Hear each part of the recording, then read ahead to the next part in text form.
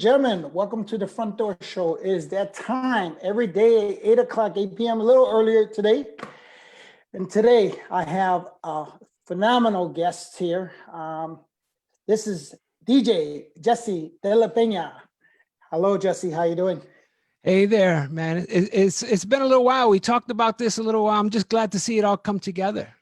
Oh, well, good. I'm great that you agreed to the interview. I think a lot of people, So as I tell every guest, do me a favor, people logging on, if by chance somebody doesn't know who you are, I'm saying very unlikely, but why don't you give a little intro about you? While you're doing that, I'm going to start creating the watch parties and stuff like that as well. Okay. I would do that. And, send me whatever you need to send me, and I'm going to look on your page so I can share it also. All right. Okay. So my name is Jesse De La Pena. I'm originally from the Southeast side, Southwest side later. But yeah, I've been in the DJ kind of, I don't want to say music biz, but I guess it all encompassing promotions and, DJing and bands and radio and retail and all that stuff. I got into it, as a kid through hip hop, breakdancing, graffiti art, all that stuff led to one thing to another. And, I got into spinning and doing my own parties. And just kind of made my way from the southeast side to the southwest side to the north side. So that was a thing back in the day, to kind of go all city, because there was people popular in one side of town. So it was kind of, there were guys like Chaz D, and man, when we were coming up, those were the guys that were like, wow, that weren't on the radio. On the radio, yeah, you could go all over the city, but guys that were spinning all over the city in the suburbs and stuff, that was like kind of like in our graffiti days, going all city. So much love to all the early DJs that paved the way for all of us.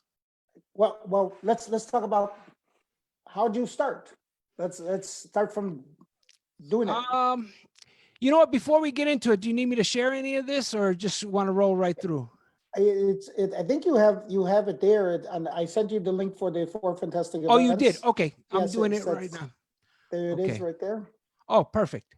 Yep. Okay, just give me 2 seconds. I'll share this with my people. Get a little watch party going. Okay. And oh yeah, there I see it. Okay. All right, give me 1 second. Hope everybody's doing good. It is Wednesday, and not too bad today. I mean, the weather wasn't the best, but it wasn't snowing. So that's a good thing, right? That's a great thing. In Chicago, it could happen. All right, I'm seeing a watch party. Okay, here we go. I can hear myself. You know what? It's actually me clicking on the link, so I don't know if I did it right.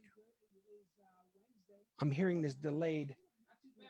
Well, yeah, it's going to delay when you have the if you're listening, but live. Right, let me mute that. I know you probably go through this all the time. You're like, dude. Yeah, I know. Yeah. Yes. All right, let me go back and just share this, and then we'll get into things. It says, it's watch video. I don't know how I can do a watch. Let me click inside, and then maybe once I'm inside, that's what's going to happen. You're going to watch the video, and then it's going to ask you to share it. 1 second. Sorry, guys. Watch now. I'm just trying to figure how to share this as a watch party. Where should I be looking? Let's see let me see if I can share it to you directly. Let's see. Oh, through the messenger. Okay. Yeah, I'm going to share it to you as a link. Here we go. And all right. And then I will get that going on the page and create a little something. There it is. So share the link. Right. So a link, it says interested or get tickets. Which should I do? No. You don't. That's probably not the right one, right? No, not the right one. Okay. All right. You know what? I think I see it right here. Let's get it going. It's important that I make it a watch party, right? Correct, because you want people to. Yeah. See, I'm not seeing that option right now. That's the weird thing. If you click share, okay. Share public. It will give you the start watch party when the share. So if I do share public, and it'll give me that option. It just shared it to my timeline. I don't know if that's okay. Let's see what else we got. If Share you, via, no, I'm not seeing like a watch party. Let's, you know what what? Let about, me go to my page and share it from there, and then we can create a watch. Here we go. Start. There we go.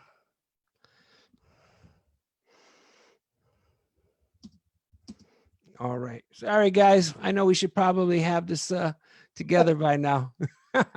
it's unfortunate because when you do it live, then you have to do everything after the fact. It's Yeah. not like it's a preview. And so people who don't know, that's the facts. Yeah. We have to do All right. everything live. It isn't like we have a preview and we can do all this and boom, it goes out. It isn't that techno savvy. No, no, no, you're right. So can you repeat the question? I got a little off track. So you said Southeast side. How did you get started over there? That was the first question. I got All right. Well, I was just giving a little background on where I'm from. I'm originally from the Southeast side, moved to the Southwest side.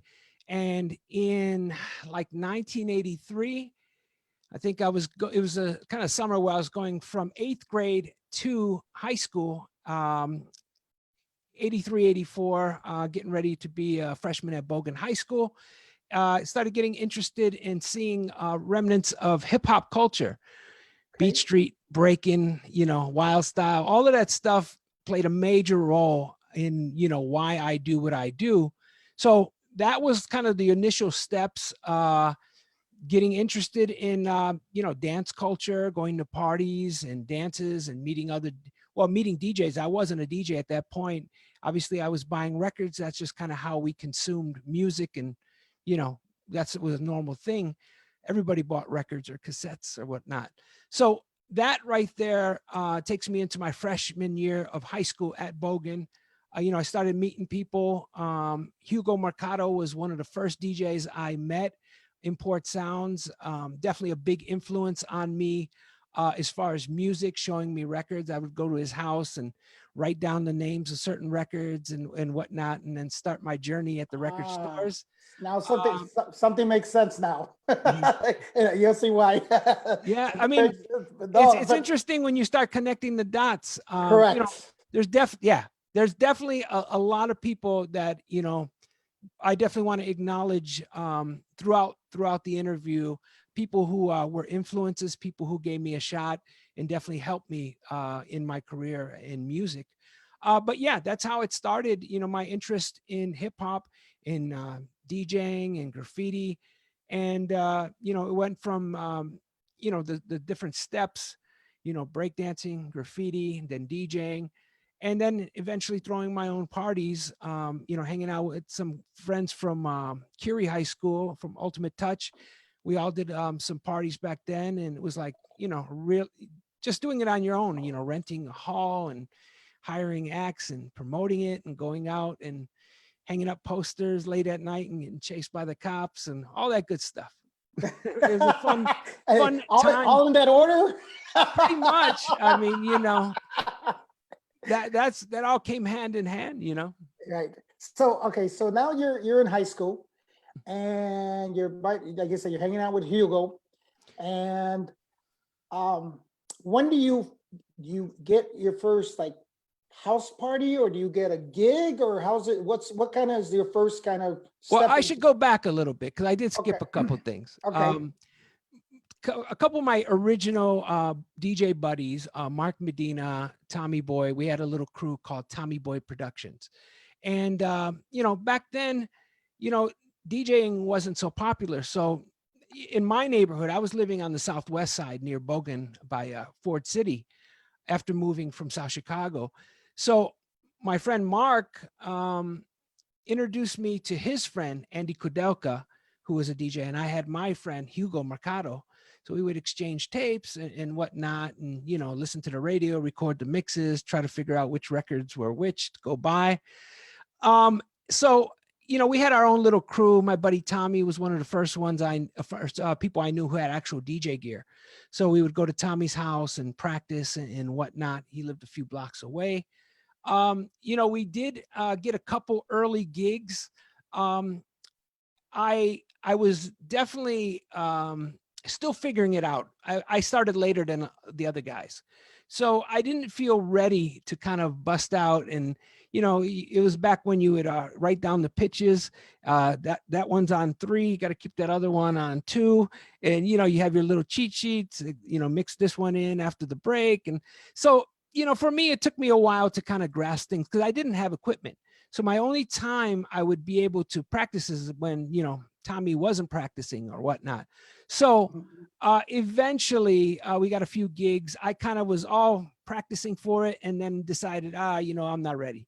So I kind of backed out a couple of the first gigs and stuff. And I'm kind of glad I did because, when you're ready. And, I had some early gigs, that I remember a story of one of my first gigs. I was playing at a funk boy party in this garage, and it was a lot of people there. Some people I knew, some people I didn't. And for some reason, DJs over the years, we all have our signature drops, or we have our, certain records and stuff. But the one record that I figured out what it was this kind of really nasty record called Tales of Taboo by Karen Finley. She would say a lot of wild stuff. And I decided to make that my intro. And basically got my shot to DJ, had all my records kind of lined up. And, I was already nervous, needless to say, it's my first gig actually playing in front of people. But I decided to throw on this intro, and it, started saying all this crazy, nasty stuff. So everybody stopped what they were doing in the party, and they all decided to come in to the garage where I was DJing and just stand in front of me and just watch me.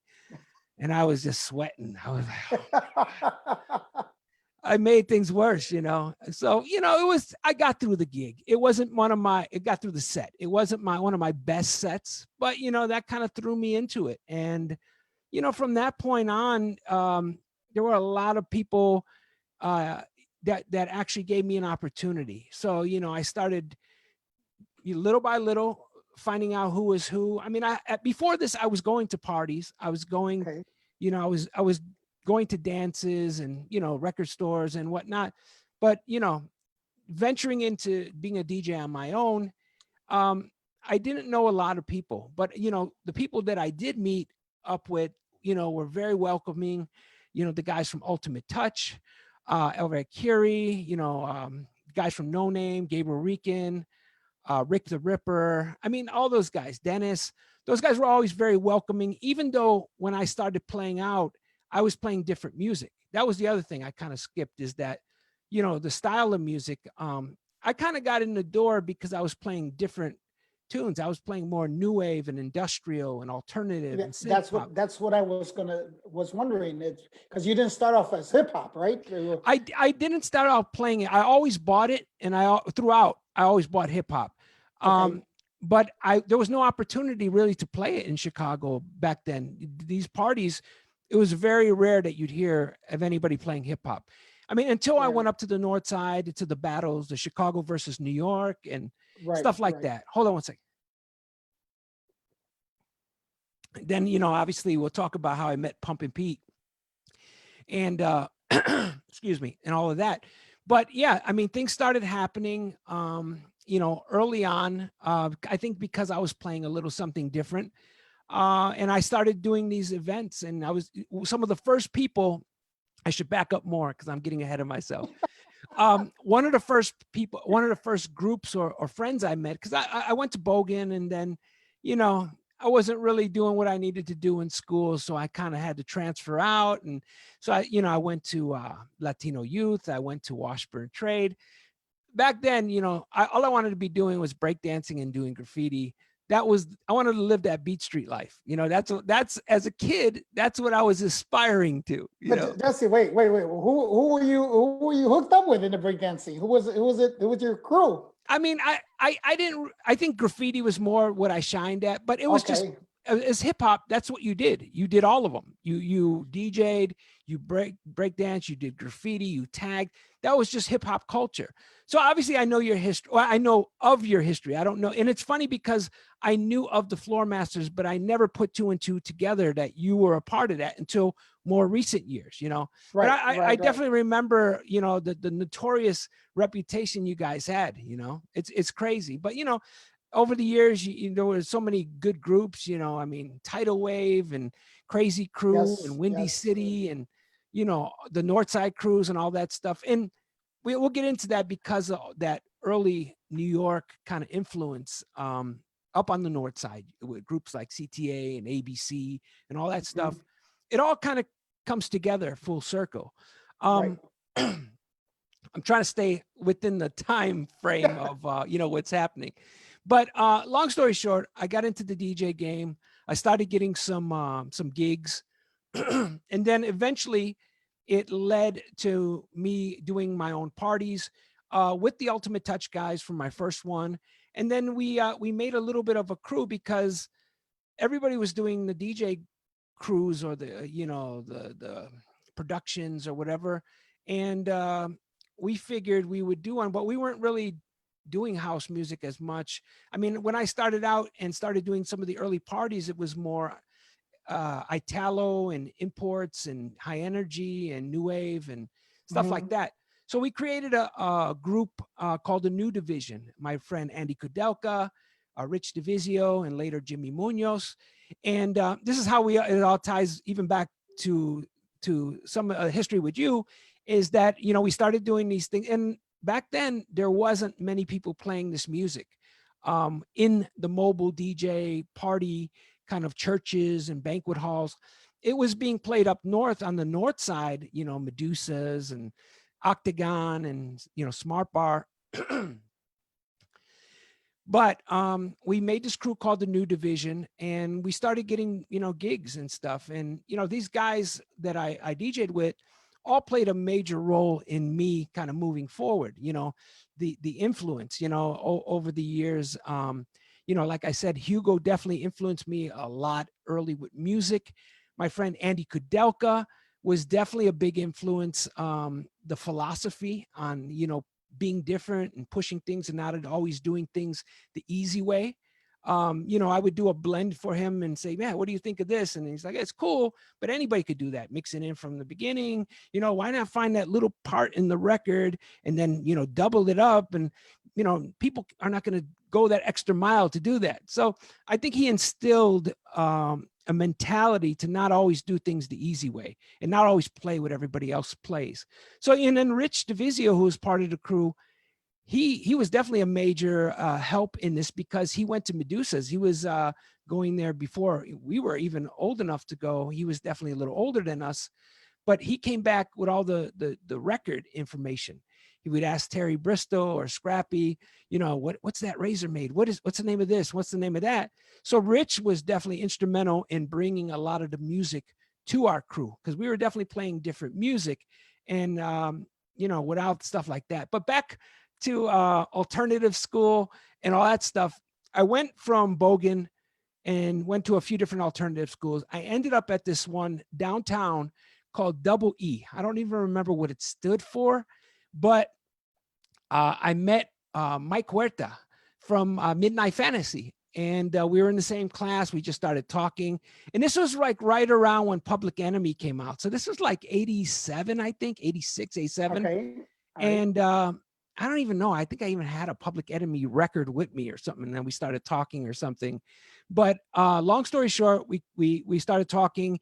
He told me about, you know, him and his brother doing parties at the Blessed Agnes.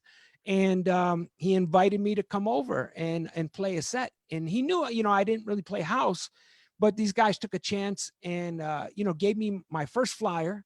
And then, you know, from there on, you know, other people looked out for me, you know, Radical Jess Mendoza, Coed Entertainment, put me on some of my very first flyers, Dance and Dion over in Cicero. I mean, so those were the guys that really kind of in the early days kind of helped me kind of push me forward. And, you know, just started doing the DJ thing and figuring it out and really just, I was kind of at a point where I played hip hop and I always loved hip hop, but there wasn't really an opportunity to spin hip hop in Chicago. Right. So as much as I collected always for myself, and then I started playing house, you know, after hip hop, and that was cool, and that was kind of what everybody did. But at some point, the production became a little monotonous with the tracks, just the rock this, bang this, jack this, work this.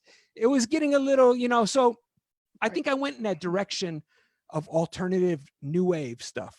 Well, And, that's the first time I'm heard of your name, because you were doing something. I think John Hernandez was DJing there, and Hugo, because there was John and Hugo over on 21st and Fairfield. That was the first oh time. wow, yeah, and that's how it ties back. Malos, Right, which right. later became our thing called the Prologue. So we came up with that whole thing, Right, and we linked up with Greg Vargas, correct. Earthquake Sound, and he was back then we were young. He was our manager. He kind of introduced us to the game, and there was talks of doing a bigger club and and all that, but that was something we created. Andy did all the artwork, and it turned into our little like answer to what Medusa's was on the north side, but our underage thing at Malos where you were. But we didn't meet back then, but we knew No, of we each other. didn't. We did. Yeah, yes. Yeah. Because I remember I had just left Malos because I went to Quint 2. Ah, okay. And I remember that's when Jimmy and Johnny, there was a little Oh, there was a big riff. right, right. right. And so I think it was Johnny that kept the place going, but he didn't want to call it Malos anymore. So he agreed to the whole name change and called Prologue. And there was like, so I remember I would walk over there. And did you guys do it on a Saturday night? We or did on a Sunday, and we did some Saturdays. We did. right. It was kind of interesting because we were all young, so they would literally have to take the liquor out of the bar and kind Right. of like make it teen, friendly. And we did some Saturdays, and then we did like a Sunday when there was no school Monday. I think I stopped by a Sunday, if I'm not mistaken. It was like a Sunday I stopped by just to see how it was going, saying hello to Jimmy. And I remember walking in there, and I think Fernando was still working the door, the bouncer, Fernando. Yeah.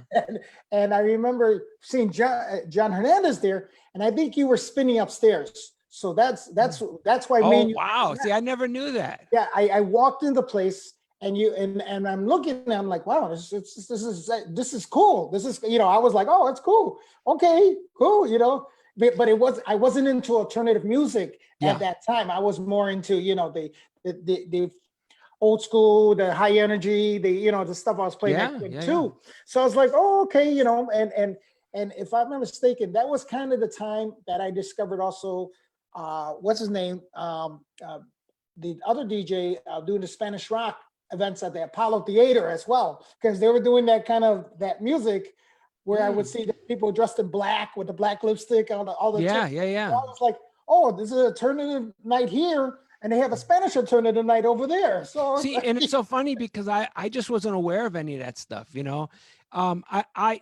I was also, with the Prologue thing, was going to Club Naked. And that was probably the first thing on the South Side. Definitely have to give it up to Troy, Brian, Sang, Chunkabud, and Johnny Lopez, AKA Johnny Fiasco, the original Club Naked DJ. So that was obviously a big influence on us and influenced us to do our own thing. At some point, it got a little competition or whatever it was, but that's just kind of how things were back then. But I played there a few times. I was never really like a resident or anything, but I definitely played a few times at Club Naked. And that was kind of like the biggest thing to hit the South Side and sparked everything on the South Side. So where was Club Naked at exactly? There was one, the original location was on Cullerton in Pilsen. And then the big one that everybody knew about was Halstead and Cermak in that building across from the Skylark. And then they moved it further down when they became New Scene. And that was closer to where Maxwell Street was and all that whole area by where UIC is now. Right. So and then they moved back to the little place in Pilsen on Cullerton. So it had a few different locations, but that was like a major, influence on a lot of us because that was the first answer to Medusa's and everything that was happening. Well, let me break something into what I think was going on. These were now the kids that were the second generation Latinos that were living in Pilsen. Is that correct? It was So they didn't want to listen. They didn't want to listen to their mother and father's music anymore. That's why they were being rebellious per se and saying, no, we know about the norteñas and the bandas and stuff like that, but you know what? We want. I guess they wanted to be their own identity here in Chicago, and even though they still had their roots in the Mexican community, but they wanted that. You know what? We want our own music, our own kind of generation of music that they were listening to. Is that correct? I would imagine, especially at that age when you're a teenager and you're looking to kind of find your own thing. So yeah, it makes sense. It totally makes sense, you know? I mean, I'm just saying because Jesse, let's be honest with you, with the name De La Pena and the way you look, a lot of people probably never thought you were even Spanish. Yeah, I was brought up with my mother. My father is Mexican. My mother is German Irish. Okay, And, so yeah, and I get that. You know, I even would get, you know, like people who knew the name or whatever. Like, I thought you were black or something. I heard your music. I'm like, okay. But you know, I mean, think about the Hot Mix 5 when they came out. People didn't know what they looked like, and they just assumed, you know. Yeah, no, Kenny Jason, you know, for a Yeah. long time. Yeah, I remember Kenny showing up, and they're like, "You're not black," you know, like, oh, it was Kenny J at the time. It was Kenny J. Ah. So Yeah, I mean, there's so much history here in Chicago, and definitely always have to give it up to the early guys who kind of paved the way. I mean, DJing is such a popular thing now, and for whether you like it or not. But yeah, definitely got to give it up to the early guys who made it possible, you know, for us to continue to do this. And some of us made a career of it and made it our job. You know, it wasn't always like that. So definitely much love to the originators and that first second school of DJing, you know, the late 70s, early 80s, you know. well, I mean, I mean, let's be honest with you. You became sort of the helped a lot of DJs create their styles as well because when you started breaking out, and I call it breaking out because of the fact that you were doing kind of what everybody else was doing in that time, and you went to the alternative aspect. You went kind of opposite of what everybody else was doing.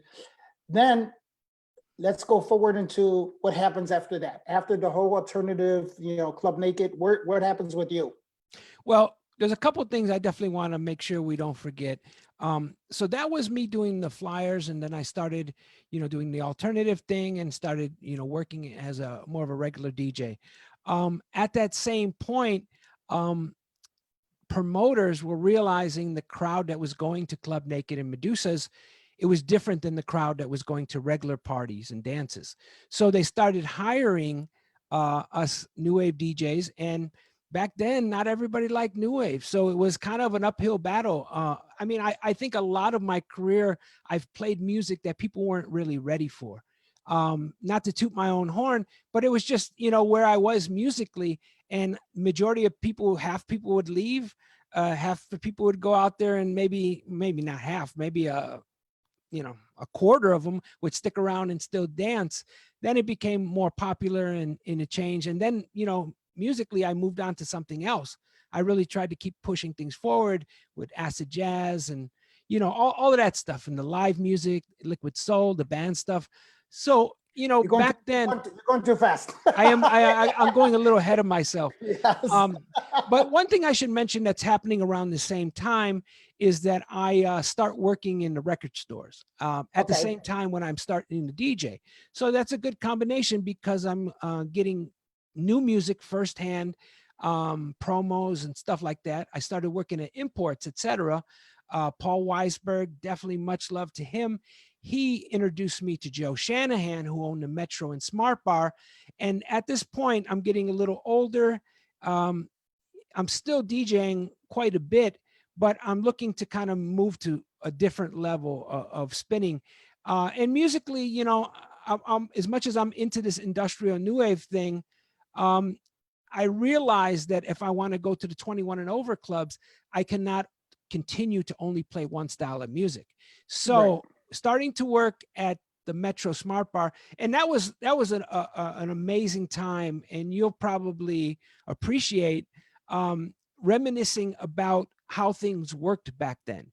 Because when I got my job at the Metro, after meeting Joe at Imports while I was working, after Paul introduced us, he said, well, why don't you make a tape and give me a call. So I made the tape. I let him know I had the cassette. He invited me to the Metro, went up to his office. He put the tape in, and we all sat back and we listened to the tape. I mean, you don't get an audition like that no more. It don't work like that, So we sat back. He's like, oh, yeah, okay, 242, Los Niños, or, all the stuff that I was playing. He was, critique. Oh, I like this and I like that. I mean, it was very scary for me because somebody critiquing your tape that you made, it's like, and, so, things move on. I start working at Smart Bar and Metro, but I come in at a very weird time, because right about the time I start working there is right when one of the most, honored DJs back then, Mark Stevens, who was the big DJ at Smart Bar, at Metro, and a lot of stuff, major influence on pretty much all the Northside DJs, from Ralphie Rosario to Psycho B to Terry Bristol, Scrappy. He was one of the first or the early, Medusa DJs, along with Bud Sweet and Hot Rod and these guys. So he passes away. He's a beloved figure. He passes away. And it's right at the time where I'm coming in, and guess who is taking over his new resident? I got my new residency taking over his residency that he built. It's me, the kid from the South Side. And let me just tell you, people were not welcoming me very, very much. But this is 1990. This is probably like 88, maybe 89. So you were really wet behind the ears. I am, and I'm still living on the South West Side. I'm not driving, so I'm taking the bus every week with my records. Wow. And I'm living 86th and Lawndale, and where Metro is, So each week I bring a crate. And one of the first DJs I met back then was Jeff Payson, who's, been my mentor and just really great friend over the years. He was obviously a little older. He knew the ropes. He kind of took me in, welcomed me. And, he would let me leave records. So every week I would bring a crate and I'd lock them up. And the thing I can't forget is that back then, this is when nightclubs had their own library of music. Right, so that was my learning right there. That was my college right there. Learning about music, the library that was in Smart Bar, which belonged to Joe Shanahan and Mark Stevens. And, it was amazing. I learned so much about music because, I grew up with my mom. She bought disco records from time to time. I liked rock. I liked new wave, whatever, but I didn't know anything about Sly Stone or James Brown or any of that. So I learned about that stuff at Smart Bar because it was there. I would go early. The crazy thing when we talk about 9 to 5s, me and Jeff always crack up because we talk about the 9 to 5s that we had at Smart Bar, 9 p.m. till 5 in the morning. Yep. That was the shift on a Saturday night. And there was no promoter. There was no other DJs, one DJ all night. And, that's just how it was. And that was a great time to be involved in the Chicago music scene. So Jeff looked out for me. And I did that for quite some time. I had 3 stints at Smart Bar, 3 different residencies over the years. Right. And, Joe has been amazing. Joe assembled the live band that would eventually become Liquid Soul, the kind of the foundation for that. And that was kind of moving a little forward. But once I started playing there, Metro was such an amazing venue that, I would go out and wait in line and, to see many concerts there and stand outside. When I started being the resident Saturday night DJ, it was amazing because I no longer had to wait in line. I'd put an album on downstairs. I'd go upstairs and watch the show. And then I'd go down and flip the album over because this is at like 8, 9 o'clock. Right. But, it was the first time I saw Nirvana. There were so many groups and the best thing about it back then, it was so amazing. Whoever was playing upstairs, later on after the show, they'd come downstairs and hang out in the DJ booth and party with us. So I met so many great people over the years. It was such a great, it was magical to be a resident DJ at Smart Bar. It was such an So honor to be let a me, part of let that. me interject maybe because you were there in the presence of Nirvana and all these guys. You're seeing live music, live concerts right in front of you, right? You're seeing all this what they're happening. You're not sitting in the state. You're not sitting in the. You're sitting back in side stage, right? You're sitting. You're Yeah. basically, okay. You think that was where the clockwork in your head say, live music, production, oh, music, DJing? Do you think that's where it got into your head? Like, I think partly, but how that came about was I did the residency for a while and it was just me getting a little bored with music. And at the same time, I was getting bored with a lot of the monotonous samples and the tracks. I was looking to switch it up, and Joe could sense that. At the same time, this new music called acid jazz was coming out. So basically, I stopped playing a lot of house and dance music.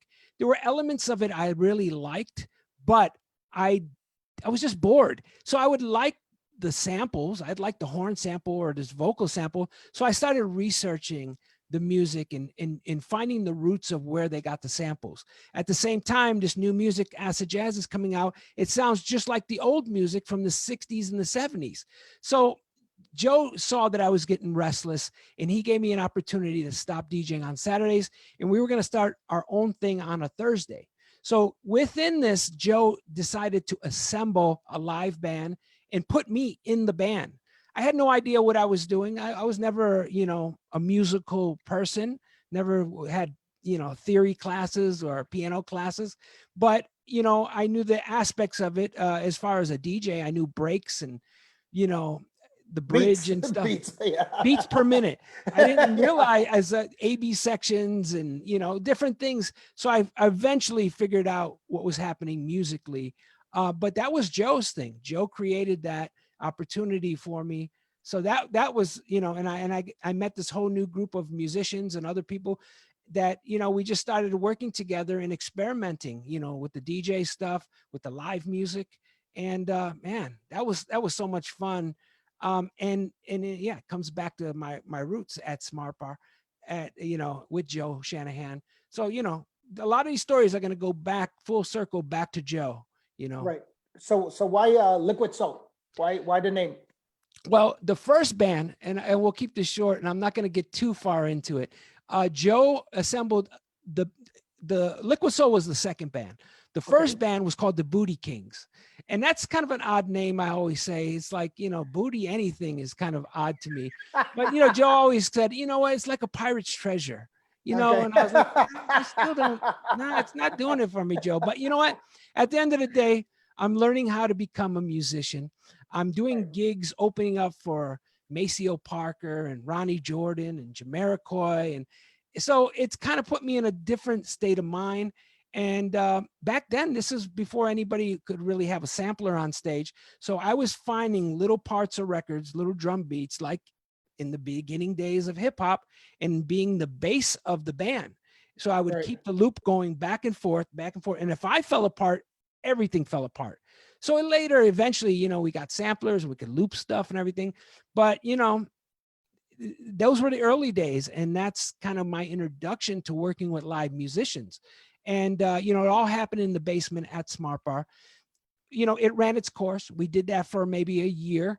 And then, it ended. And I kept in touch with the guitar player, Tommy Klein, who also plays another part and definitely a big influence in helping me to kind of progress. But long story short, we kept in touch saying, we need to get another band together. And, let's pick the elements that we really like, because the Booty Kings was really great. And people really, really were really good at what they did. But the influence, like the drummer was great, but he was definitely more influenced by Jimi Hendrix. And then the bass player was definitely more of a Chili Peppers kind of funk bass. And, Mark Messing on horn, he was definitely a little more abstract. So we picked the elements that we really liked and wanted to be a little more jazzy, a little more soulful. And we started piecing together a new band. And that became Liquid Soul, which Tommy Klein came up with that name, Okay. All right. So, I mean, that explains a lot. That's great. So, okay. So now you're in Liquid Soul. Are you resident? Because I just want to make sure that people understand. Are you just Liquid Soul's a resident band slash DJ for Metro or Smart Bar? Or how's that work? Well, the Liquid Soul was not a part of the Smart Bar days. Eventually, that whole thing, um, once we've got the band together, I don't even know if we had a name at that point, but we found a little venue downtown called the Culture Club, and they let us do a Monday night. And eventually that sprung into a different thing, the Blue Groove Lounge, the hip hop thing that I did. But we started doing that, and we started doing gigs. We got some opening gigs here and there, and we didn't have a drummer. I was the drummer. We had a bass player and maybe a horn player, and then we brought in percussion, and it started. And we would always feature vocalists. So we didn't have our own vocalists, but we would work with MCs, poets, singers, and whatnot. So that eventually led to us bringing it to the Elbow Room. And that's where things kind of started with Liquid Soul. Tommy Klein was friends with John Litz, who was the owner, because Elbow Room used to be a restaurant. It wasn't always just a music venue. So they were closing the restaurant and they were going to focus more on music. And the very last night they were open as a restaurant, Tommy invited me to come and meet John Litz. And we talked about, this thing we're doing, we want to bring it, and they were all into it. And it just started snowballing from there. We started our residency on Sunday nights, Liquid Soul, Acid Jazz, and eventually it grew into a successful Sunday night thing. A lot of celebrities and people coming through to see us and whatnot. And that was just a fun thing because, for me, I was working the entire time. The band did a couple sets, but, I opened up. I played with the band the first set. I played in between the band, but they took a break. They did another set. I played afterwards. So I was straight working the whole time. And, and back then, that's all I wanted to do is be behind the turntables, with the music. So with the Elbow Room and the clientele you're getting, what are you playing? Is jazz, funk, soul? It's more acid jazz, but it breaks down to a lot of jazzy hip hop and neo soul and original foundation stuff, original jazz and soul records. And then, house music starts taking a little bit more of a jazzy turn. So there's a little more mid-tempo stuff and reggae. So yeah, that was the generic term for like that mix of music. They couldn't really label, it's like acid jazz had all those elements. You put in the Latin element, the jazz element, the reggae element, the hip hop element. Yeah, and that's what we're playing. We're doing it live, and then I'm playing a lot of that stuff. And that's at a point where I should note that I really quit DJing at clubs. I was just like, not really so much. Right. I am forgetting a major part because right before this, we have to kind of back up a little bit. Okay. Long story short, while I was still doing it, before I decided to do the acid jazz thing, and I was really kind of getting out there, making my name in the North Side clubs, because most of the big clubs were on the North Side, or downtown or something. I moved out, went up north, and I was working at Smart Bar. But right after that, or right around that same time, I started going to Neo. A buddy of mine was DJing there, and we heard that they were having a DJ battle for a new club that was opening up called Kaboom. So basically, I got in this competition, and everybody who's a DJ on the North Side was in that battle. What year was this? What year was this? This was probably 90, 89, 90. Okay. 90. This is like, obviously it's a little after Shelter. So maybe 90, 91, I would say. And they have a competition to see who's going to be the resident at this new club called Kaboom. And notice how I say Kaboom. This is when it was new. Later on, when it got ghetto, they added the S. Then it was Kabooms. Well, that's how you know it becomes ghetto, when they have the 720s. So I got in this competition and I ended up winning the competition. It was me and Diz. I met a lot of people that night. I met my good friend of many years, Milty Evans, Uncle Milty, that night in particular. It was just, I met so many DJs that night and continued to, network and meet a lot of people. So that is pre-acid jazz. That's kind of when I start doing the nightclubs, and I'm doing Shelter, and I'm doing, all of those places, eventually Elixir and all those places. And then I kind of like just get disheartened with music where it's at. And I started, going that other route. And at that point, I quit doing all the clubs because I really didn't want to do it on the terms of what I had to play back then. Because this is the bottom line. Chicago has always been a dance music town, a house music town. There were little elements, there'd be a battle or something, that had hip hop in it or some breaking stuff in it. But most of the time when you went out to nightclubs, you heard dance music. And my philosophy was I was always trying to break this acid jazz or this hip hop or whatever to people who didn't like it, who only wanted to hear house. So I would eventually get a few people to stay out on the floor. I just had to regroup and rethink about things. So I quit DJing at major clubs and I started doing all these little lounges and little parties. And eventually they got busier. And eventually a lot of the club owners came to these things and offered me jobs on my own terms. And I got to do it the way I wanted to do it. And that was a blessing because I set my price. I made the terms that I felt comfortable with. I made budgets that I could bring people in and pay people to do stuff.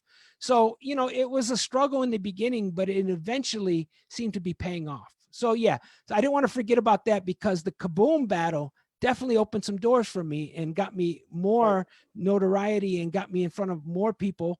And, back then Shelter was the club to go to. When Kaboom opened up on Thursday nights, they were the club to go to, and it went back and forth. So that was a great time to be in Chicago, Oh, absolutely. So as Liquid Soul, you guys come out with albums or what? How is it? We did come out with an album that year. It was the very first one, which was self-titled. It was called Liquid Soul on So What Records. And, it was a combination of some standards, some Miles Davis and, Freddie Hubbard and John Coltrane standards that we reworked, kind of put our spin on it with that whole acid jazz thing. And we started touring, started going out of town, started doing some pretty prominent gigs. And at this point, while we're starting to do that, this was possible because we brought Mars Williams into the group. And Mars, most people, who work in the Chicago music industry will know Mars. He's had many lives and stuff. But when Mars joined the group, he took us to another level because he had a lot of connections in the music industry. Mars, some of his biggest gigs or his biggest bands, he was with Psychedelic Furs, which he still tours with to this day. He was part of the Waitresses, the song from the 80s, I Know What Boys Like. He's on that. Weird stuff, but he was in Power Station, the Duran Duran spinoff. Mars was definitely plugged in, and he definitely was a big a part of Liquid Soul making their move and starting to tour nationally and internationally. Okay. So at that point, while this is going really well with Liquid Soul and Sunday nights, I talked the manager into letting me do a hip hop night on the Monday night at Elbow Room, and that becomes the Blue Groove Lounge. And that's basically at a time where, Chicago had some hip hop parties, a lot of one-offs, and definitely got to give it up to, the early days. Lower Links, DeRoe was doing his thing back then, eventually moved it over to Lizard Lounge. And on the South Side, guys like Kingdom Rock were doing their hip hop parties and stuff. There was a lot of that going on during the late 80s and into the 90s, but a lot of them were just one-off parties. And this was the first time that we had a regular thing. That was the goal, is to have a regular night where we could play hip hop and really cater to artists, B-boys, DJs, turntablists. And we started building that at the same time we were on Sundays doing the acid jazz thing. I'd come back on Monday nights and we would start doing the hip hop thing. And the timing was great because there was a lot of great music coming out, golden era stuff. And a lot of these artists were brand new and they were looking to do shows. And man, we did some pretty amazing stuff in that basement on the opposite night. You know? I was gonna say that was when Common was doing his stuff. Common was down there. You know, right. This was all happening at the same time. Right, And right. we had a lot of friends that were in the music business promoting these records, guys from Shrewd Marketing, Mary Datcher from On the Street. I Mhm. mean, all the major labels and a lot of independent labels, you know, they were friends of ours. And my good friend, Larry Mondragon, Big Larry, he worked at Shrewd. So he connected us with a lot of these people who were working these records, and these artists were looking to do promo shows. So we were getting these artists and not even having to pay them or fly them in. So it was a blessing. So once the night became bigger and bigger, most people who worked and knew the Chicago market, they were trying to bring artists through. Sometimes they would kind of schedule it around the Monday night. You know, the Monday night was definitely fun. And it was kind of interesting because, you know, if you know anything about hip hop, you'll know that there's no order or no rules in hip hop. And I was able to kind of take this thing and put some discipline in it and create something and get people to show up on time, pay a cover. If we didn't have 10 people on to sign up for the open mic, we wouldn't do it. Yeah, maybe people were kind of mad they had to deal with that stuff, but later on people realized we built something. We didn't just let everybody run the open mic. You know, if you got one shot at the open mic and the crowd would let you know if you weren't cutting it, and Bruno, the enforcer, would come over there and just take the mic from you, and you'd be lucky if you didn't get thrown off the stage by Bruno. So it was good to see all of this coming together. Well, and let's be real about you doing a Monday night or a Sunday night. It's a different animal when you have not dealing with a Friday and Saturday. So that I think like me, I was doing the Tuesday night boxing at the time, or I was Yeah. you know, the Tuesday salsa and stuff like that. What people don't understand is that it works, especially with these new artists and these new people that want to break into the business. You know, having an off night, not a Friday and Saturday, but having an off night, you get the real people who actually coming for the music. You don't get the people, because Friday and Saturday, I call it amateur night. Everybody can come out. But on a Sunday or a Monday, people got to work the next day. You get the people who really love the music wanting to come to the event. And I think that's the advantage that, like Sunday, Monday, Tuesday, once you start getting Wednesday, Thursday, Friday, and Saturday, it becomes that kind of like, oh yeah, you know, let's find something to do. But on a Sunday and a Monday, it's almost like, you know, and let's be honest with you, Sunday people are going to church, and you know. Well, let's be honest. If we're being completely honest, those nights weren't by choice. Those were the only damn nights they would give us. Well, yes, but eventually we got hip to it and we decided to do stuff. But in the beginning, you weren't getting a Friday or Saturday night to do hip hop. Right. And that's what I said. But then we realized this is a blessing in disguise. You know? Yeah. We start realizing that the real people who actually like this music are coming out, and you know. Yeah, we started building something on a night that was kind of a throwaway night. What they weren't doing much business, they probably weren't open, and eventually we built it into something. And then, you know, the funny thing, and I could never understand this, is that there was a million other hip hop nights on that same night. Like, why would you do a hip hop night on a Monday? You could do it Tuesday, come to my thing and promote, and people would go Wednesday or whatever. That's what I never understood when it comes to the promotion. Welcome to my world. Welcome to my world. I knew you would appreciate that, you know? Yeah, but I mean, so that's one thing I can honestly say is that being a Monday night, it became iconic. You know, that's what it became, an iconic night. It really did. And, you know, and I would hear people tell me, why on a Monday? Why on a Tuesday? Why, you know, and when you start telling them, then they go, oh, okay, makes sense now. You know? Yeah. And it became something to look forward to. And, you know, it was an extension of the weekend. You know, I had many conversations. And the thing about the night we were doing, we were getting people from all over, from the suburbs driving in, away from the south side, the west side, and not everybody was driving. So that train ride or that bus ride home after the club closed, a lot of conversations. We've done, the 20-year and then the 25-year of the Blue Groove Lounge, which was the Monday night. And, I talked to so many people and they shared their memories. And this is stuff I didn't know because I was up there DJing, or I was up there running the show and making sure, playing the coach, putting in certain people. This isn't working. All right, let's do this or that. So it was great to hear people reminisce about some of the nights and what it meant to them. And that was Right. kind of definitely something I wasn't expecting, Right. So I don't want to stray too far. We did Elbow Room for quite some time, but then, like all things good, they must come to an end. We knew that when the condos went up right across the street. We knew our days were done, or at least numbered. So, it ran its course. And you know what? As a young person doing a hip hop night in Lincoln Park, you can only be so mad because we had an opportunity to do it there. We knew what the neighborhood was like. We knew those condos, the people that were, buying these condos, spending $1 million or $1.5 million on a condo, weren't going to be too happy seeing guys pissing and drinking out there and writing on shit. So at the time I was really upset, but as you get older and you own property and you become more business savvy, I couldn't be too upset. And people would always say, oh man, there's nowhere to go. But these people, these opportunities like this, they're limited. So you have to respect the club. You have to come in, you have to pay.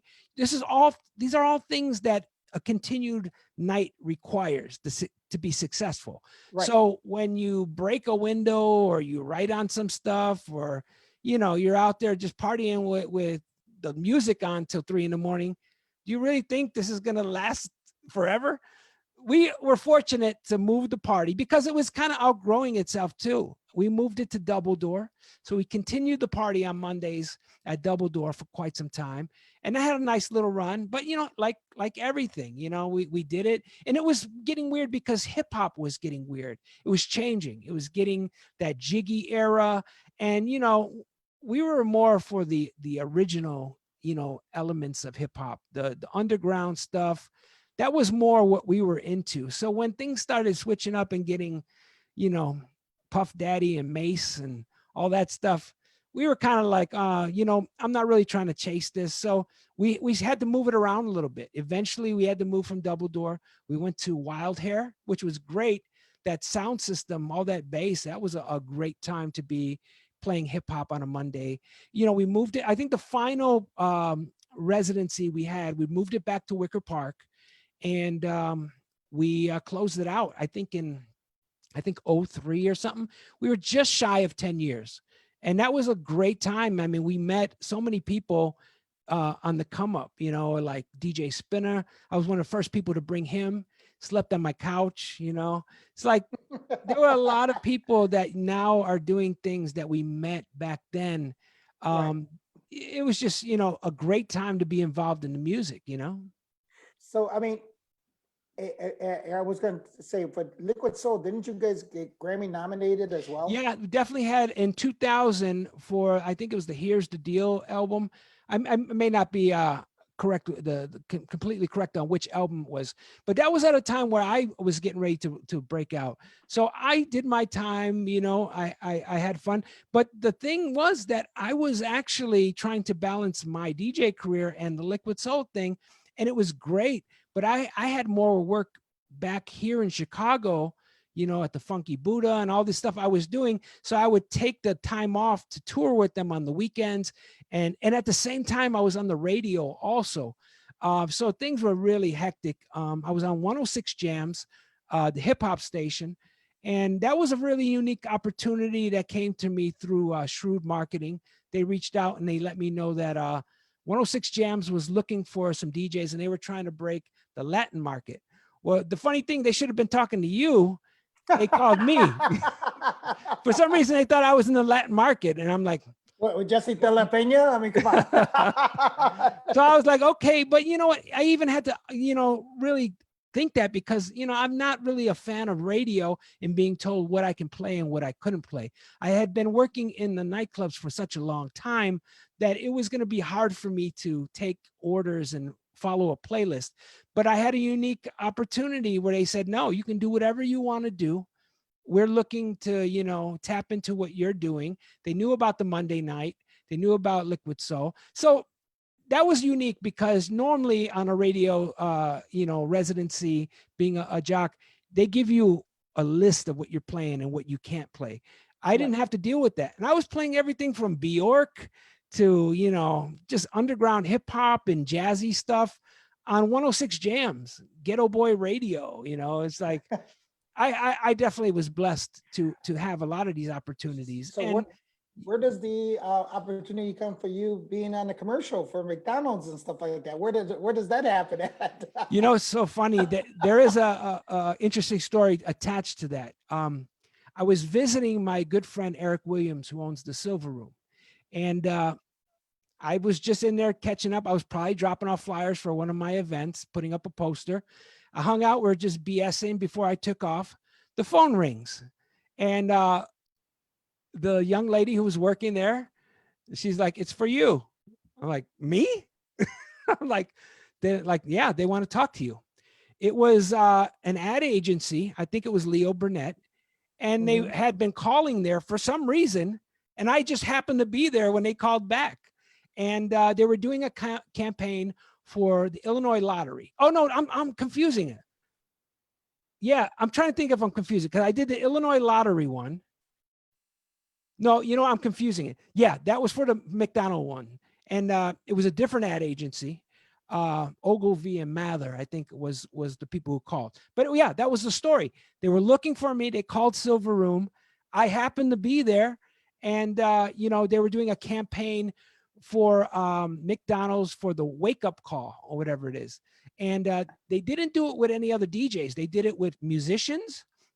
I think a couple of the guys from Cheap Trick, Buddy Guy, and they did a few Sox players. That's when Bobby Jenks was pitching, and yeah, it was a pretty cool. The whole premise of the commercial was a little odd. I don't know if you saw the commercial. Yes, I remember the commercial. The idea is that there's this little girl who's probably maybe 9, 10, that she wants to like play a trick on her parents, and she sneaks me in, the DJ, into their house. And I have all my DJ gear and the lighting and everything. And she's like, 1, 2, 3. And the music comes on and she's dancing on the bed and her parents wake up. It was so weird. Like, how does this little girl know me? How am I sneaking into her parents' bedroom? It was weird, but you know what? It was a blessing. It was a national commercial, and it was playing on obviously all the Spanish. Oh, that was the other thing. It was in Spanish. It was supposed to be in English and Spanish. It got switched to just Spanish, and it changed so many different times of what was going to happen. I was supposed to have a speaking part, and then it eventually became just, I just remember the English one.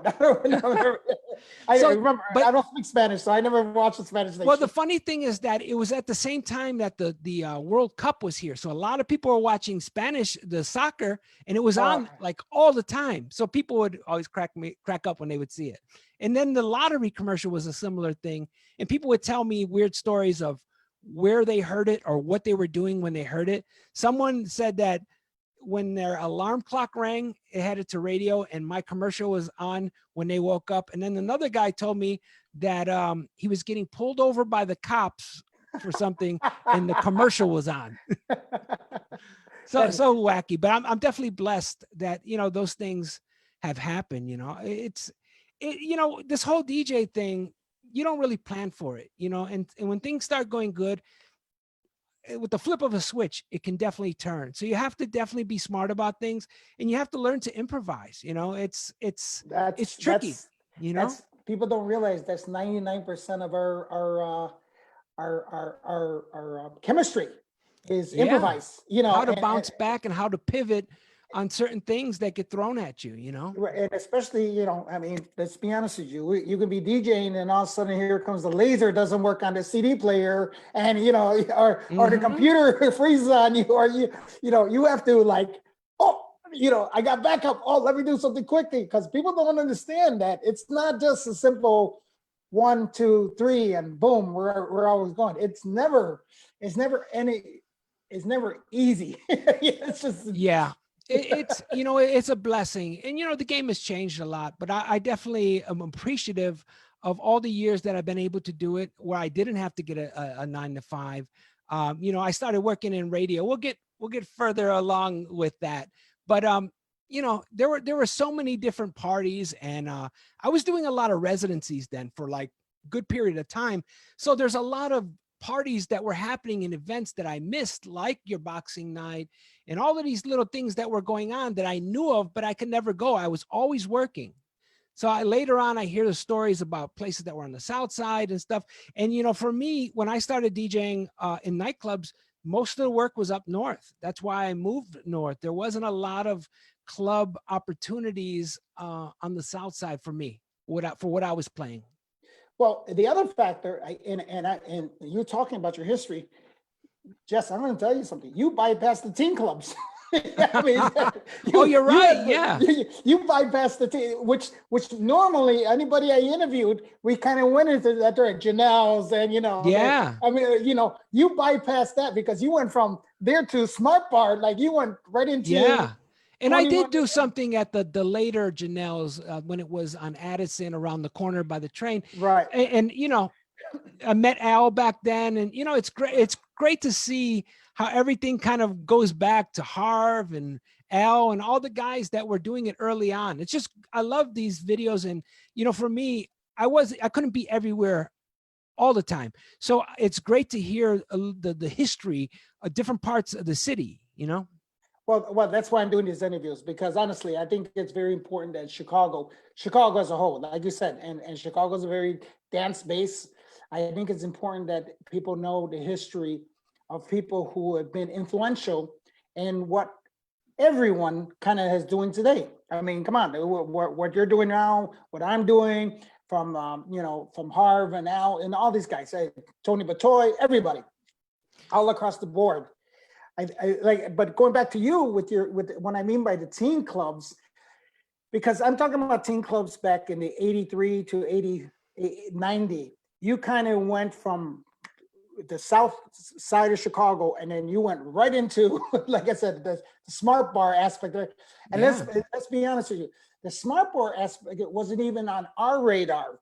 That was a kind of that was like, oh, that's a different animal happening over there. That was, and I think that's why I say you bypassed the teen clubs in a sense of the Centrum, El Mirador, Janelle's, Cadron and stuff like that. That's why I mean, I bypassed the teen clubs. I definitely did a stint, Centrum and all those parties, AC Club and all those stuff. So I was doing that stuff, but yeah, after I stopped doing those parties is when I got kind of wrapped up in the North Side, nightclub scene. And that was a whole different thing, because occasionally they would bring me out for something, but it was like, okay, do I want to take off a whole night to go play a 30-minute set, or, cause back then things were different. There was so many DJs on the flyer. And so we could have a whole show about that era alone. A couple of things I'm forgetting.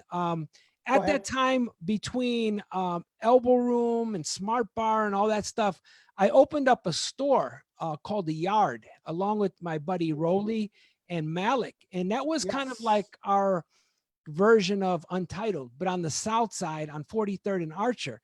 So that was a great time because, man, the rave scene, the hip hop scene, everything was kind of bubbling at that point.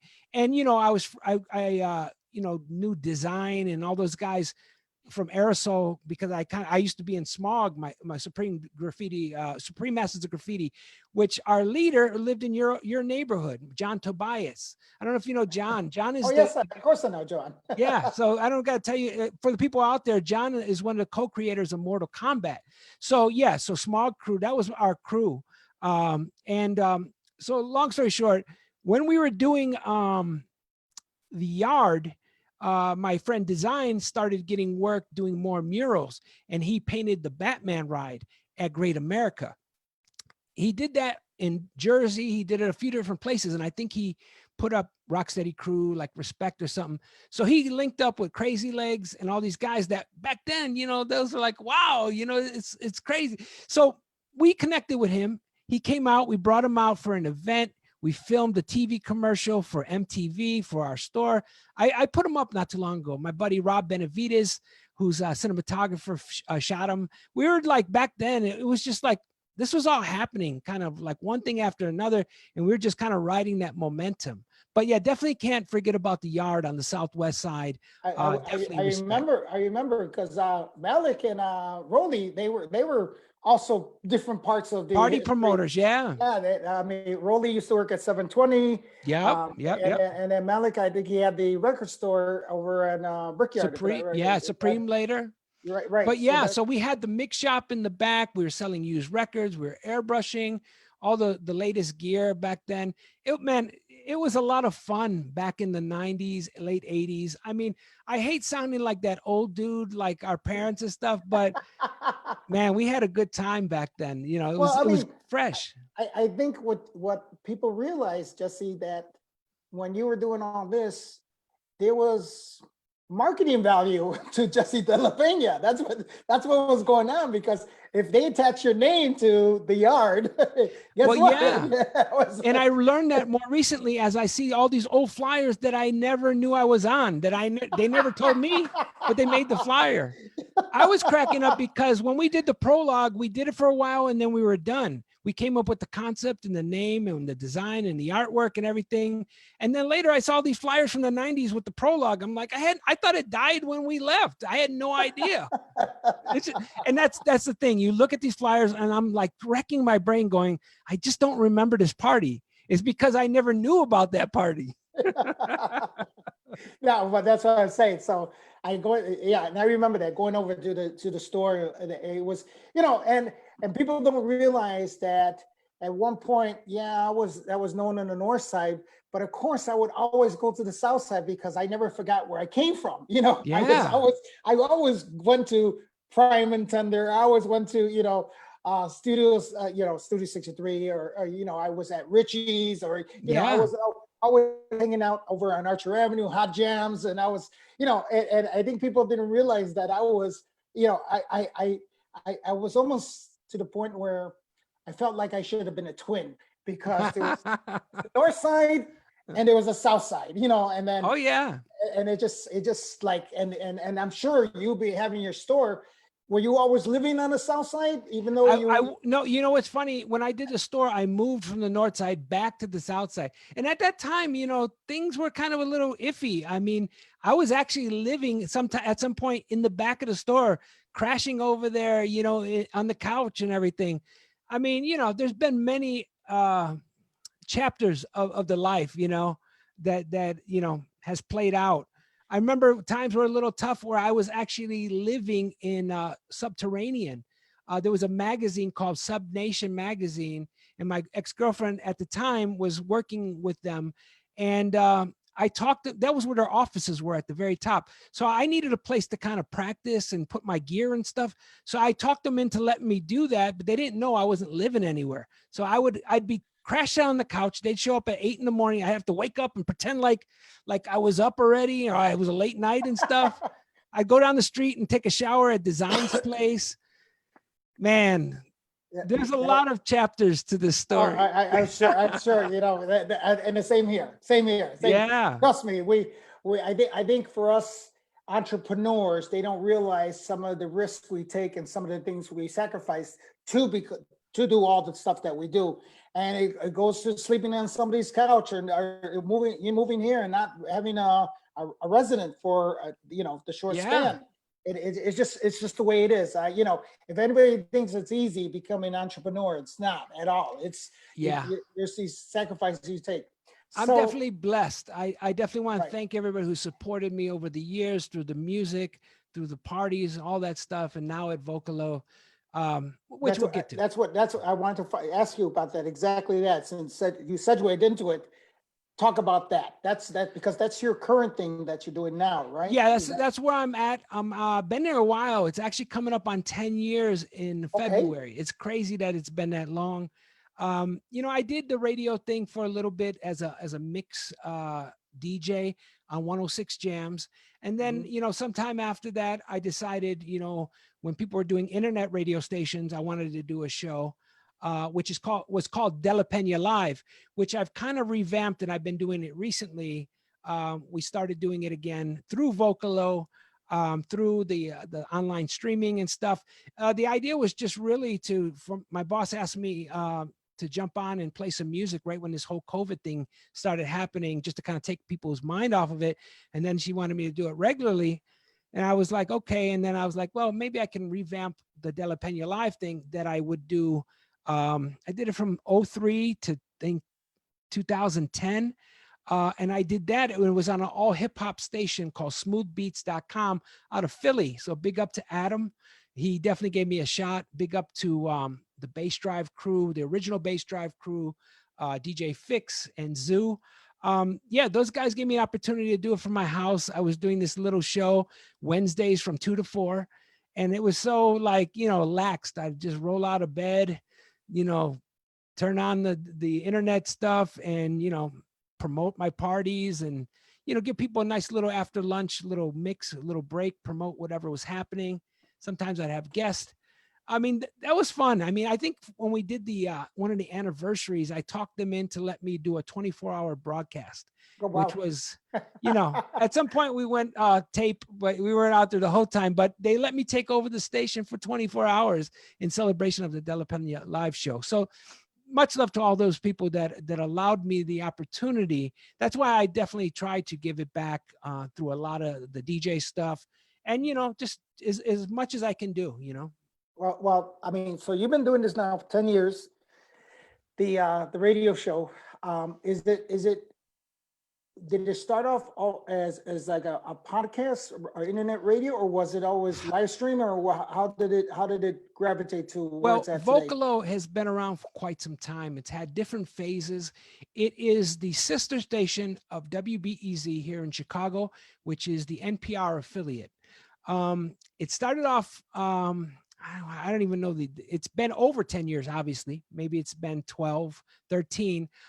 There was many changes over the progression of what Vocalo is, but it started out where it was originally going to be more of a hip hop thing, and then it was geared to more of the youth, and then they were going to do a YouTube type radio where you can just, you know, showcase just your own material. So that was kind of something they went with, and it was a cool idea, I think, but it wasn't very organized and it didn't have the focus. So my boss Sylvia Rivera, who actually worked at in not what was WCIC, Radio Arte, that was Right. later. Yeah, so she was working over there, and then she came over to Vocalo, and we had been talking a little bit before that, before she left, about me doing something at the station in Pilsen. So I was like, I just had a lot going on, and I was into the idea of being broadcast in Pilsen. So I had a lot of friends in that area. So it was supposed to happen. It was in the middle of winter, and then they laid on me that they didn't have any turntables. They needed me to bring my turntables every week, and I was already living in Lincoln Park, and I was like, I don't know if I can do that. And there's no pay, you know. So you're like, it's a good exposure, you know, but I don't know. So it didn't work out. I had a lot going on at the time. Um, Fast forward, you know, maybe a year later, or maybe a little further in, and she reaches out. And this is at the same time where I stopped doing the De La Pena live show. I did it for 7 years just to see what it would be like. And I was like, done. I was like, why am I still doing this? It was fun. So I put it to bed after 7 years. Right around that time, she calls me and she says, hey, you know, I don't know if you remember me. Yeah, I may have an opportunity for you. And I said, you know, I'm not really interested. I just put the other thing to bed. And I was like, I don't really, you know, I already did the radio thing for a while. So she's like, well, think about it, So we went back and forth, and I was very heavily into the involved in the nightclub stuff because I was working quite a bit. I was on that late night schedule, going to bed at 5, 6 in the morning. That I ain't got to tell you. So it was a total life change for me because it was like working in an actual office. I was like, I've never worked in an office. I've never had a 9 to 5. I've always done music and been like freelance. So it took me a while to even think about it. And then I started reaching out to other people I knew in radio and other people who worked in TV, and they advised me on it. And even other people who were working at KCRW and people that were working in public radio, because this was a unique situation that they were creating a position for me. It didn't exist before this. This was the music curator. So I struggled with it before, and then we started the talks again. And obviously I agreed to do it. I didn't know what I could ask for. I didn't know, because I didn't go to school for radio, that wasn't my thing. I knew parties and I knew events and, stuff like that. So long story short, I came in supposed to help with the marketing and kind of, because my boss knew about like Dark Room and the different events, Prince versus Michael, Bjork versus Sade, Depeche Mode, New Order, all those themes and the year by year parties I was doing. So she knew about those. So she knew that I could market and get people out. So she wanted help, with the station. And then eventually, obviously curating the music. And then it turned into different things. The Friday show, I wasn't even a part of, but they decided they were going to they had a show that was originally happening, and it had a really like 90s, kind of like the Dance Party USA or something, Friday Night Dance. So they were booking DJs, but no one knew about it. And they were booking local DJs. There were no like bigger name DJs. So they asked me to try to oversee that and start booking it. I never did that.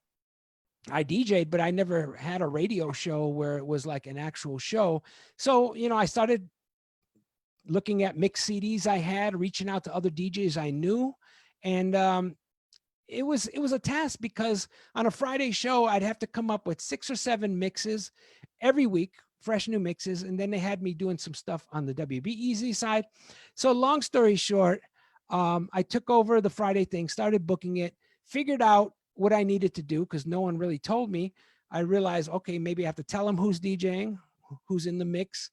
And then at the end, I should tell them who was DJing. So no one told me any of this. So I'm like, okay. So eventually, and then, working in radio, you have to find your tone. You don't want to be the radio guy or the strip club guy, So finding your voice in radio is another thing, and when I talk to people, sometimes they say, you sound different than you sound on the radio. And it's like, yeah, I enunciate more and I put a little more energy into it. That's about it, because nobody really wants to talk. You hear you talk like this. Or maybe they do. Okay, Candy. So yeah, I've been with Vocalo for some time.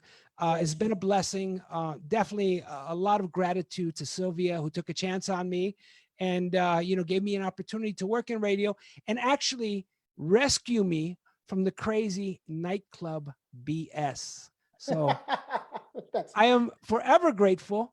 I mean, I mean it all in a loving way, but we deal with a lot of BS. We deal with a lot of BS club owners and promoters and people who are always trying to, lowball you and get you to do all the work and not share any of the riches. So it was good to not have to worry, to have a base that I could fall back on and know bills were going to be paid and not have to be out till 4 a.m.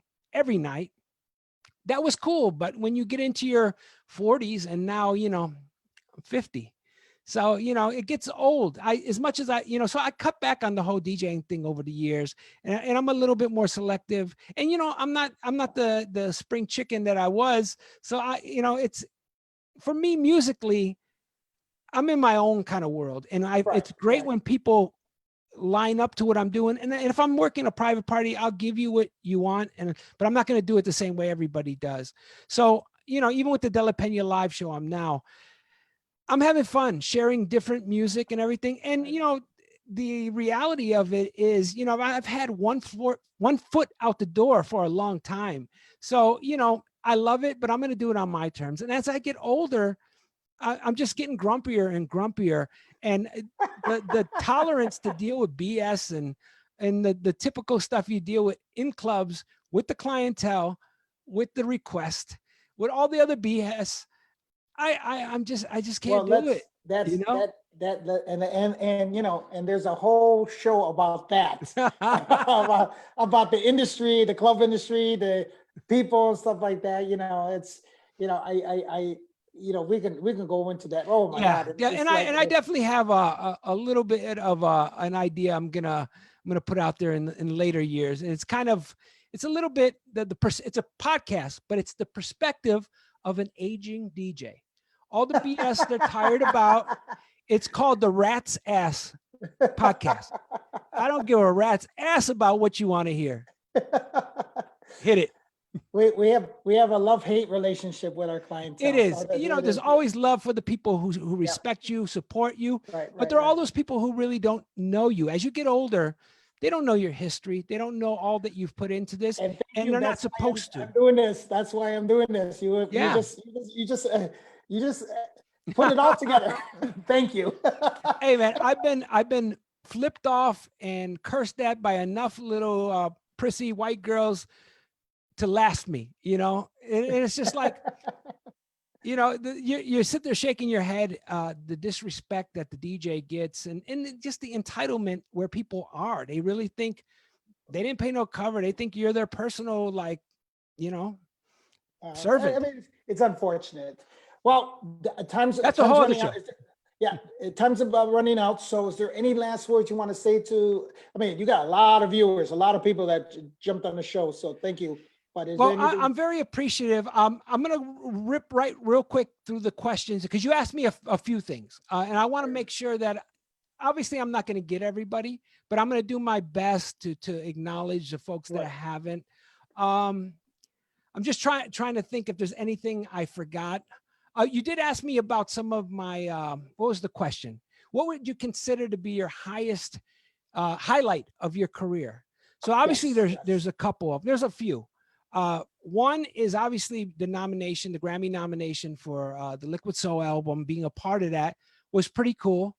But one that brings me back to Smart Bar, I went to see Gramophone Records, and they were doing a joint thing with Red Bull, and they were interviewing Derek Carter and Frankie Knuckles. And I had the opportunity to interview Frankie Knuckles, which, you know, was definitely a highlight in my career, to connect with him for a few hours and really just kind of just shoot the shit with him and really pick his brain.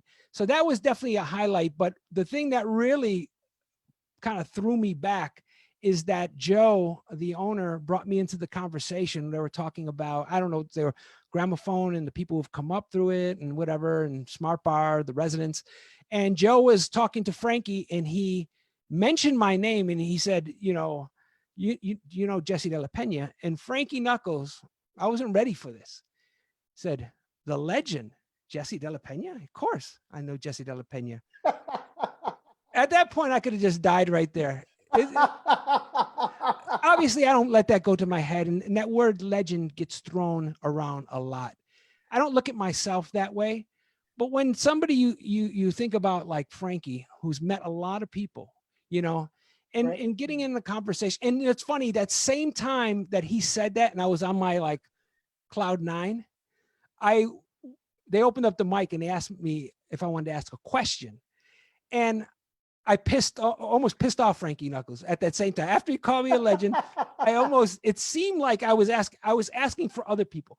I said, I forget the topic, whatever it was, but I said, Frankie, how do you feel about the people that always are asking you to play old school music? And when you play in Chicago, because he wasn't playing a lot in Chicago, and they're always disappointed because you don't play the old school music like you did. I'm asking for other people. I don't want to hear old school music all the time either.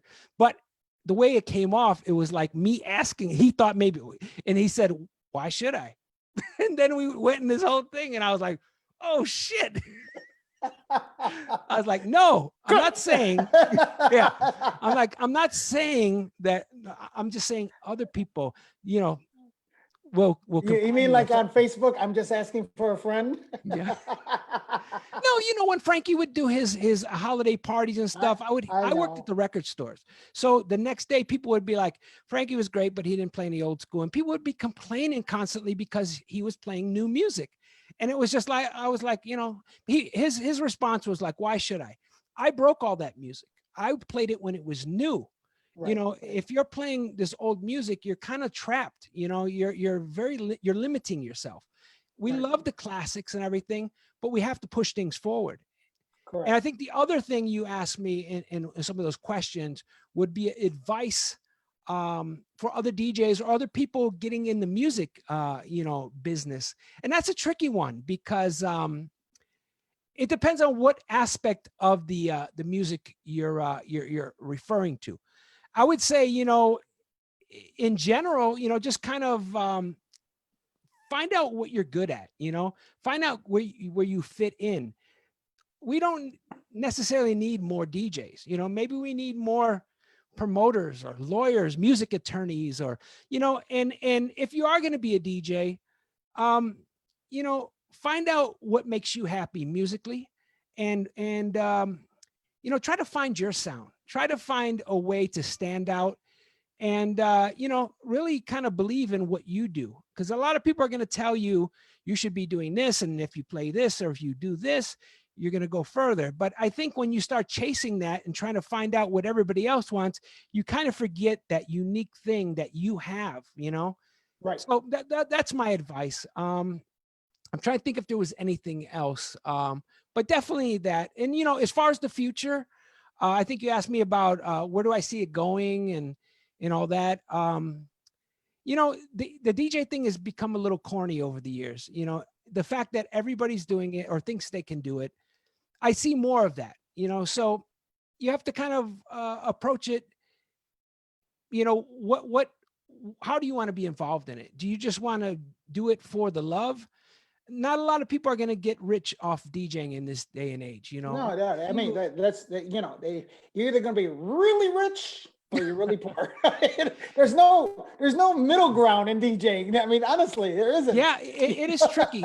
I mean, over the years you can make all the comparisons. It's sports. It's like athletes. I'm not a sports Right. guy, but you have your top-notch LeBrons, and then you have people are training, and you have everybody else in the middle. So very few people get a chance to support themselves and get the tour and all that stuff. So I'm appreciative for the little shot that I had to travel and do different things. So that's definitely a blessing. I just want to thank for me, this music thing, as I get older, it goes back even more into the music. When you're doing the nightclub stuff and you're trying to please people, that's great. You always want to keep people in a good mood and everything, but you kind of lose yourself. And I'm kind of refining myself as I get older, and I'm becoming a little more selfish because it's becoming a little bit about me, a little bit more about me, and that's fine. So for me, DJing and stuff, it's cool. I'll do it always on my own terms. Will I be out there in a nightclub with a bunch of 21-year-olds? From time to time if it's fun, but I can see myself heading more into radio, getting a little deeper in that, into more production, just trying to find a balance, to pay the bills and not have to be out in the nightclub as much. Right. Just as we get older, we're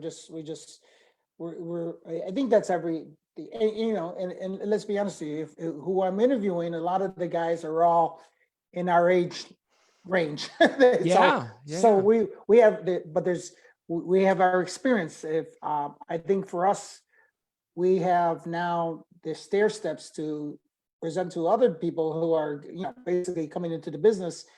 We could tell them don't do it, or we could give them advice, and we learn from us, learn from everything Yeah, that be we. smart about it. I mean, Right. people can't tell you what to do. As a young person, you're gonna have to figure it out yourself. Right. But hopefully, some of these interviews or other stuff that's out there, at least it'll give you a little, ways to avoid certain obstacles, maybe Correct. to avoid certain pitfalls, but yeah, I appreciate the opportunity to come kick it with you and talk about this stuff. It was a blessing because I started having to think about all the stuff that I haven't thought about in a long time. And, you know, there's a lot of parties and there's a lot of nightclubs and a lot of people I've met. So this was a nice little trip down memory lane. Speaking of Def- memory lane, the boombox behind you, what's up with oh, that? so I brought that out there. In the past, people have seen that. Sometimes I leave it out when I do the live stream. This is the Conian. I bought this back in probably 1986, maybe 85. Down, I'm trying to think the electronics store that was down on Randolph and State Street. I'm not looking at any comments, so I know you guys are going to probably put it out there. But yeah, I bought that on layaway. Every week I'd go down there and put a little money. I was working at Matson's Steakhouse bussing, and then I went to the line. So I had my little money put aside, and every week I'd put a little more on it. And I bought it in payment and layaway. Jesse, And Jesse, was that the electronics store next door to the Walgreens or the one that was? there's a little further in the block, kind of where the theater Right, was. exactly. They have the Mars lights in front. Yeah. I would go in there and visit it when it wasn't mine yet. I'd go down there and check it out, put a little money on it, had my busboy job. And yeah, so this was the radio.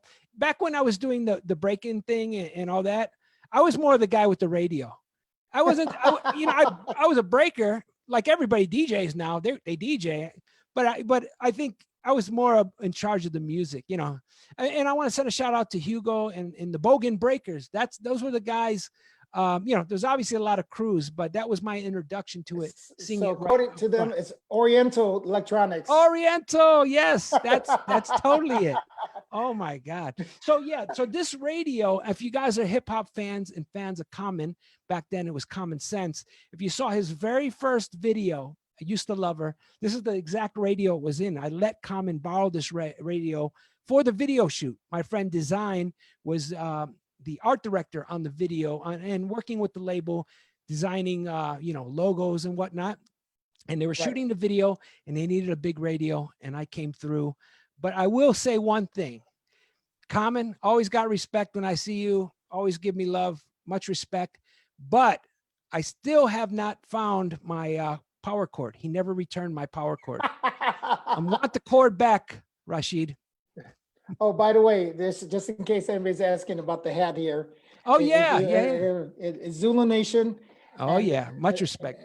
And that actually hat I got from Ray One. Ray One is the one who gave me this hat. Big up to Ray and the crew. Right. So anybody's a breakdancer, you know what this is. Yeah, hip hop culture. You know, it's so funny talking about the Zulu Nation, and some people will get a kick out of this. When you bought some of those Tommy Boy records, the Renegades of Funk one, on the back, it had a little thing where you could join the Zulu Nation for a certain fee, and you get your membership card and stuff. I was so mad I never got to join. But if you look on the back of your Renegades of Funk record or in the sleeve that's in the inside, there's a little application and an address you send to be a member of the Zulu Nation.